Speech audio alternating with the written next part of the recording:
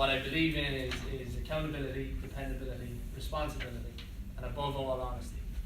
So I aim to, in the 15 or so minutes that I'm speaking, to give you a very honest chat. And hopefully that honesty sparks some thought and maybe even some conversation at the end. So without further ado, my name is Kevin Tobin. I'm a 31-year-old Irishman who's been living in the United States for just nearly 6 years. It was March 11, 2011 when I arrived here. It's been a great 6 years since I've been in the United States, but essentially I want to take you back to much before that. On January 1st, 2008, I was the front page of a national and international daily newspaper in Ireland and England called the Racing Post, which is an industry newspaper for steeplechase horse racing in that side of the world. I was front page of the paper as I was picked as the face of the future. And as much as I always thought I had a face for radio, it didn't look too bad on the front page of the paper. That said, all the accolades were down there, and I was the one that was going to be the individual that would bring racing forward to the next generation. And less than 12 months later, I was retired. I became very disillusioned with the world I lived in. I felt that I was in a performance-based industry, and no matter what my performance grew to or achieved, nothing within reason was going to change. I felt the people I was dealing with were somewhat disingenuous for the most part, in that we were all for the instant gratification of a winner or hooking up with somebody or making fast money and driving fast cars. And I wasn't happy. I read a line one time that said, if you're not smiling going to work every day, maybe try something different. And that culminated in a failed suicide attempt on December 12th, 2008. I remember it was a small village in the pretty much the center of England, and I got into my car and I drove to a wooded area just outside the village. And it was a place I'd spent some time when I was kind of spending time by myself, and I drove up to it, and for some reason the gate was shut. Now, I know we all prayed this morning, and whether you are a God-fearing man or woman or not, it doesn't really matter. I genuinely believe that there was divine intervention that morning. Because I got to that gate and that gate was shut, and that gate has never been shut. I doubt it's been shut before, and I don't think it's been shut since. But what was coincidental about it was that about 15 yards past where that gate is, your cell phone signal just drops right off. And when I got back to the car after opening the gate, my dad was calling. And he didn't know, he was none the wiser at the time, and I don't think he knows today. I've not actually spoken to him about it. But we just chatted. And I had a hose pipe in the back of the car with a rag, and I was just going to go to sleep in my car, let's say. And he talked to me and he chatted to me, and we just talked about what was going on and how was your day and what's tomorrow like and all that kind of stuff. He had no idea. And I BS'd my way through that conversation and decided to give it another 24 hours. And when I got to the end of that 24 hours, I went to another 24 hours. And eventually it led me to standing here in front of you. But the reason I tell that story is not to put out a hand of sympathy, but to kind of ask everybody to reflect that you change the dates, change the venue, change the lead up to that story, and every one of us has been through that awful stages of our lives where we're trying to live on our terms, but life is dictating what we're doing. And whether we can handle it or not comes down to ourselves. And essentially, for me, I decided that 24 hours to go for another. And that's all it became, was just one day at a time, and I got through it. But what happened to me then was I kind of learned how to geographically relocate.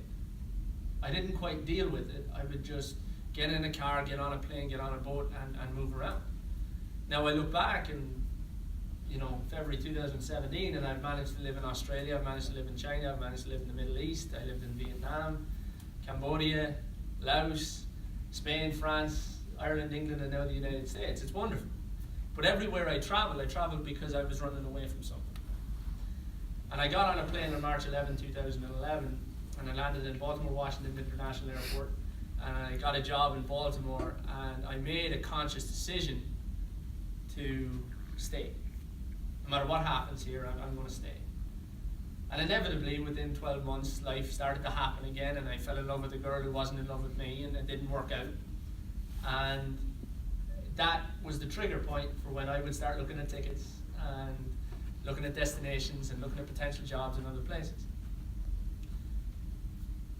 Luckily, looking back on it, I'd been to every English-speaking part of the world at that point. I had nowhere left to go unless I wanted to learn a different language, and I wasn't quite into that, so I decided I have to stay. I stayed and had some pretty dark times, and met into some good people who decided, consciously or subconsciously, to drag me out of that pit I constantly put myself into. I eventually met my girl, Caitlin, and she's now my fiance, and we get married this December. Life is all right now. Life is good. And I do something I love, in that I work for the Queen's Cup Steeplechase as a business development director. For those of you that are not familiar, the Queen's Cup is a non-profit that has a mission to put on a first-class horse race every year in order to raise money for charitable causes around the community. For the last 4 years, we've been working with the Alzheimer's Association, and we aim every year to give $50,000 to the Alzheimer's Association. Since I've come on board, we've changed that aim to gradually get to $500,000 a year, is what we want to get to where we can donate that to charity. My passion has always been horses. My passion has always been the blood, the flesh, the hooves, the hair of a horse. They're an incredible animal to me. It's something that was the common denominator through everything that I've been through. Again, I would go back to the divinity. When I was training horses, I remember walking out of my house at 4:30 in the morning, and you would walk into a barn full of horses, and they would all look at you and as if to say, we depend on you, and no matter what happened the day before, you always got a clean slate from horses. That's something I wish more people were capable of doing, but there's no reason why I can't be capable of doing it with everybody I meet. It's that clean slate every day, and start every day as if it's your last, and live it like it's your first. It's a wonderful thing, and horses have always been there for me as some kind of therapy. Now, I'm far from a sob story where I constantly deal with the thoughts and depression and things like that. I don't. I'm a very, very lucky man. I'm surrounded by wonderful people who are loved ones and close friends, and people that I look up to and people that I admire, be they younger or older than me. But I read a lot, and I read a lot of philosophy and things like that. And one thing I see constantly that philosophers struggle with is the meaning of life. I'm sure we all ask the question, meaning of life. And for me, it's been clear for a while. The meaning of life for me is to do something that lasts longer than I do. Now, for the most part, kids are a very obvious transition to that. If you have your kids and they have their kids, essentially your name will live on, your traditions will live on, even your looks will live on at some point. And you are then left with a legacy because you were a loving parent that your kids will always speak fondly of you, and if you're lucky, your grandkids will speak fondly of you. But what became obvious to me is that within 4 or 5 generations, essentially, it's very hard to carry that legacy on. It's very hard for me personally to believe that I will exist beyond 4 or 5 generations. And I look back at my own great-grandparents that I never met. I don't know their names. I don't know where they were from. Shame on me, I should have asked more questions to my parents and their parents, but I did. And I imagine a lot of my cousins, both male and female, are the very same, in that they don't know much about our great-grandparents. And I certainly don't know much about their parents. And I would imagine, because all my grandparents have passed, that my own kids will not be in a position to know much about their great-grandparents rather. Which kind of led me to the point where I am today, is that why can't I build something and do something that is a legacy far beyond what I will leave on this earth as far as my presence?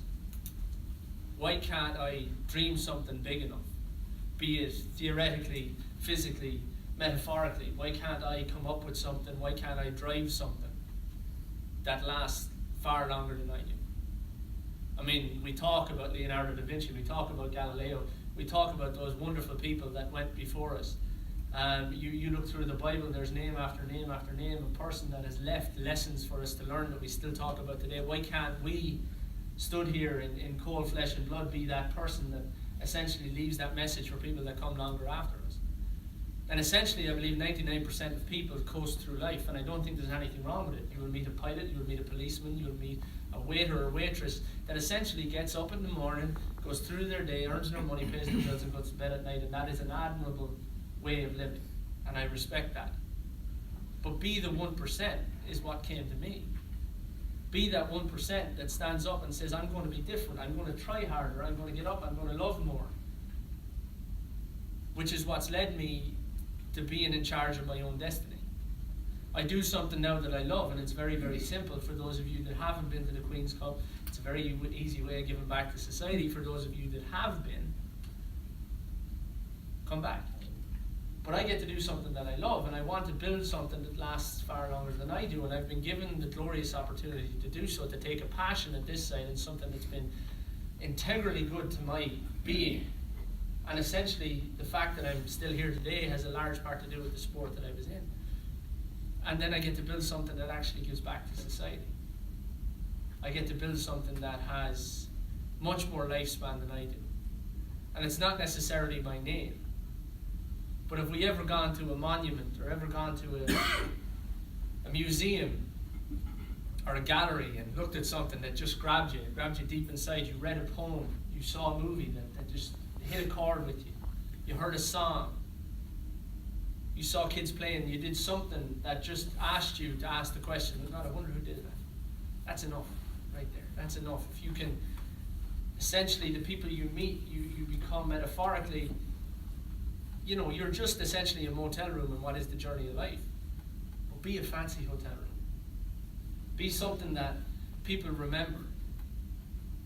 And it takes me then, and I'm getting through this a little bit quicker than I had planned, but that's okay too.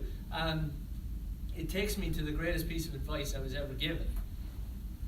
And the greatest piece of advice I was ever given is very, very simple, and I tell myself it day in, day out. And I constantly ask myself, why did I start? And that's it. Why did you start? Whatever it is that you're doing. Take something as simple as going to the gym on the 1st of January after your Christmas dinner. You say, I gotta lose 15 pounds. And you get 2 or 3 pounds into that, and it's kind of hard, it's late when you're coming home at night, and you just say, I'm going to skip today. It'll be okay, I'll make up for it tomorrow.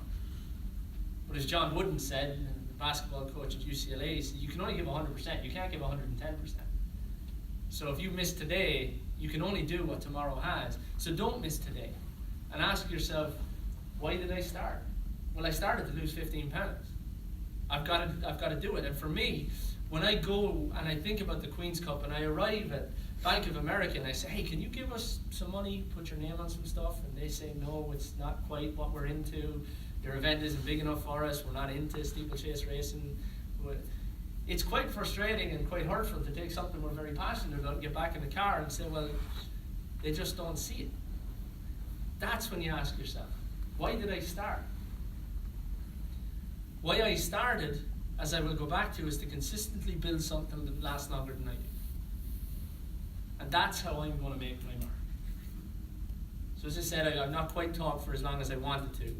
I appreciate your attention. If anybody has has any questions or would like to engage in some conversation, or if there was something my accent covered up, I'm more than happy to answer some questions. Here.